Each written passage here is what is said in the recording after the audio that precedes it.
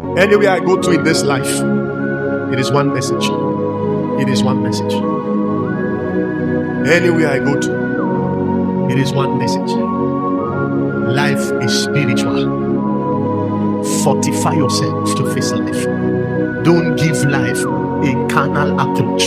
Don't give life a sensual approach. If I should go to America to go and preach, it's one message. China to go and preach, any nation I travel to all over the world, all around the world, to preach is one message that God has put on these lips.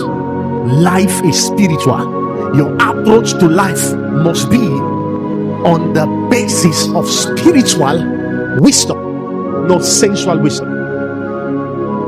In other words, manifest the power, manifest the power, desire the power, desire to manifest the power. Don't live like your friends that are dry spiritually.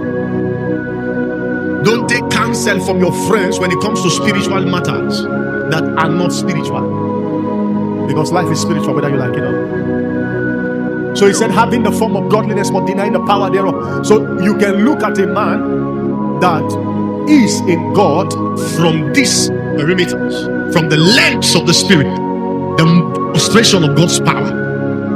How much of God's power have you seen at work in your life? Whether you are an usher, a protocol, a media member, a choir member, prayer department, welfare department, sanctuary department, drama unit, any unit you belong to, if you don't have the Holy Ghost inside of you, you are having a form of godliness but denying the power. And the proof of the Holy Ghost is the practical demonstration of power.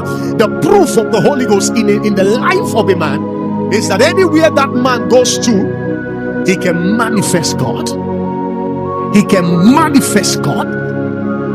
The proof, when you look, oh God, when you look at a jihadist, one of the signs that this one has put his hands on the plow of Islamic extremists is that they go all around looking for who they will slaughter for their Allah.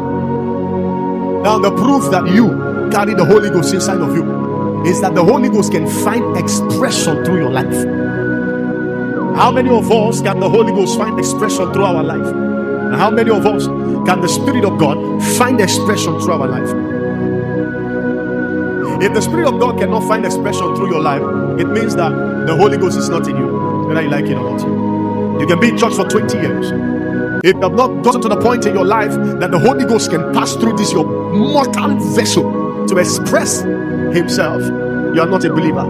You are not a believer. Let's tell ourselves the truth. If you must grow in spiritual things, you must give so much attention to the things of the Spirit. And it irritates me when I begin to hear people say, hey, church close too long, church close too long, why is this church close too long? You are a fake. You will not last long in the battle of life. You will not last long in the battle of life. That is why many people are stagnated. That is why many people are frustrated. When it comes to matters that pertain to worldliness, they can spend more time. Go and ask a footballer when they are on season. They go for training almost how many hours every day? These are people that are pursuing things that pertain to their physical life. How did we get here as a church? That people don't love things of God anymore. How did we get here as a church? That the things of the world are more pleasurable than the things of God for believers. How did we get here? That a woman will be afraid of her husband than God. A man will be afraid of his wife than God. A child will be afraid of their father, their parents, than God. How did we get here? That a believer will be afraid of their boss than God. How did we get here? How did we get here? How did the church get to the point where the things of God are not burning in our heart? How did believers get to this point? You must need to tell yourself the truth. Will I grow? Will I really grow with the way I pay attention to the things of God? A church that closes too long, they are wasting the productivity of people. You can't keep people from 9 to 12 o'clock.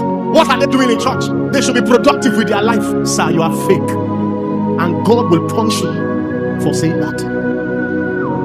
Yet your child will go to school on Monday by 8 o'clock and come back by 3 o'clock, some 2 o'clock.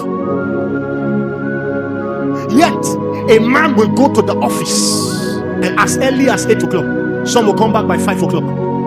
And then when we come to the point where we need to give our glorious worship to God, you will say they cannot be productive. You are a fake, and the devil has recruited you for his end time agenda. Every true born again must even desire to sleep in church. You desire to hear more, something that will elevate you to love God the more, something that will stir you up to love God the more.